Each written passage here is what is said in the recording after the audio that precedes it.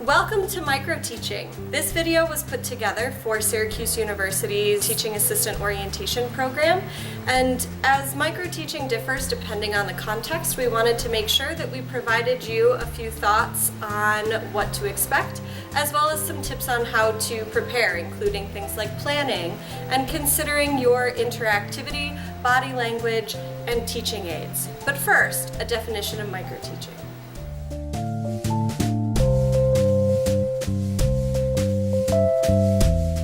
Microteaching is a technique aimed at helping inexperienced teachers acquire teaching skills, as well as to help more seasoned teachers to further improve their teaching practice. Everything about microteaching is smaller than what goes on in most university classrooms. Your audience will be a small group of 6 to 10 students, and you will teach for only 5 to 7 minutes. As your students will most likely not be familiar with your discipline, you will want to pick a topic that is both appropriate for a 100 level class as well as suitable for a short period of time. For example, in math, topics such as solving simple algebraic expressions or introducing probability work well, whereas more advanced topics might not. Some of the best microteaching examples have the simplest topics. This experience is more about how you teach, not what you teach. While you are teaching, a teaching mentor will videotape you. Don't worry, this isn't a test. This allows you the opportunity to watch and critique your own teaching, something that can't be done without a video. The important thing is that microteaching is teaching, not presenting. That is, a teacher should consider the nature of teaching, which is establishing a harmonious relationship between both the teacher, the student, and the subject material.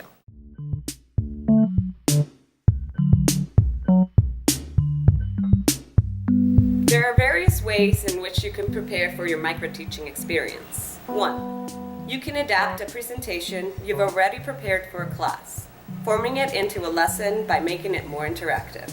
If you've done a presentation you're familiar with, you'll feel most comfortable with a set of people that you may not be so familiar with. 2. Create a new lesson you could reuse during the semester. If there is a topic you know you will be required to teach about in your new TA appointment, maybe microteaching can provide a practice space to develop a mini lesson to introduce a concept or a skill. 3. Spend some time thinking about your teaching style. Though you should present in whatever style you expect to be teaching in the fall, this doesn't have to be the standard lecture style. You have a variety of presentation styles at hand. You can present your lecture using an interactive program such as Prezi. You can bring in props to help you demonstrate your concept: food, musical instruments. Of course, you can always flip the lecture style and have the audience be the props via interactive presentations like skits.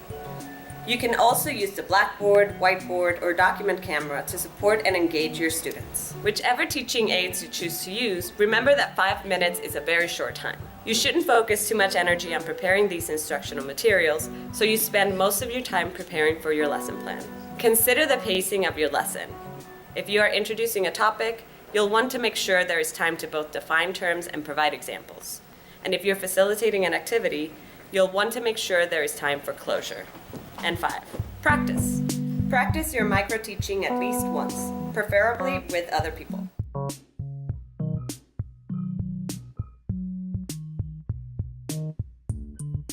When you give a presentation, there's generally no expectation that the presenter will interact or engage with the audience.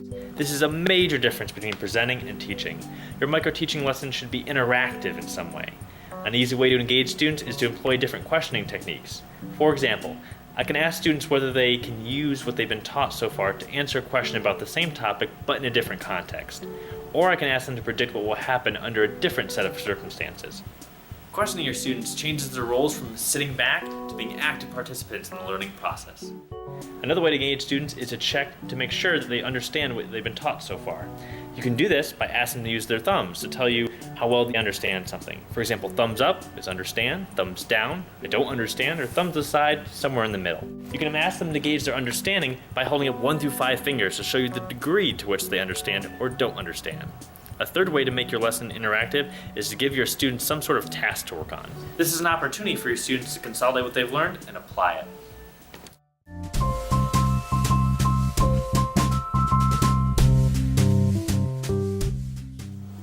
Communication goes beyond words, and it is important for teachers and students to understand other forms of communication. Body language can be defined as nonverbal communications or communication without words. Tone and voice, eye contact, facial expressions, and gestures.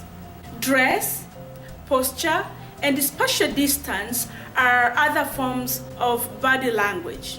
During classroom instruction, first, speak towards the students and not to the board or hiding your face behind the technology desk. Speaking towards the students goes hand in hand with facing your students and maintaining a direct eye contact.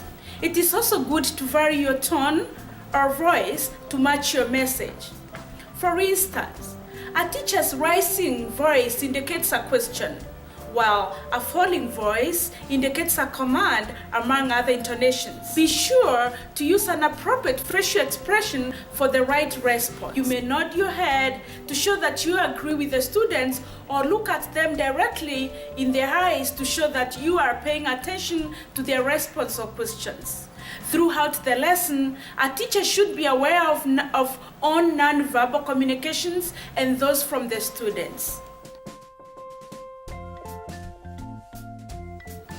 After all participants have conducted their micro-teaching session, then a feedback session will ensue. The teaching mentor will show clips of the video of your micro-teaching.